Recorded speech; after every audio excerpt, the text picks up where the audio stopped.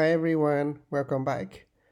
In this tutorial, I'm going to introduce how we can open multiple NetCDF files. And on the left here, I have a small folder named data. And in this folder, we have several data file formats such as NetCDF file or CSV file. And then in order to open the multiple NetCDF files in this folder, we need to import a library, and the name is globe. You can certainly search in Google for more information about this package.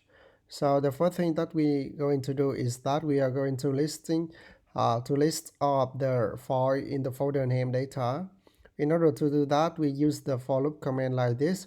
So this loop will print all of the files available and existing in this folder. As you can see, here is the output. We have an NC file and also Jupyter Notebook and also the CSV file.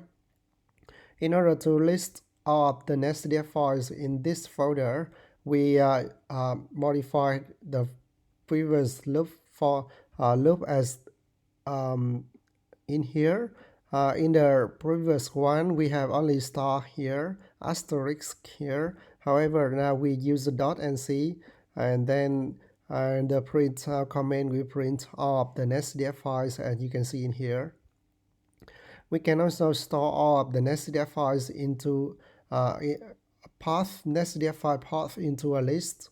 So a variable such as the list NetCDF, and so that next time when we want to access a certain NetCDF file, we just need to use the index of the list in the list NetCDF file so that we can open it. And the way we store the information, like at every time, every loop, for loop, we will store that NetCDF file path into the list NetCDF file, and then we can print the last and the first and the last NetCDF file by using the print command like this.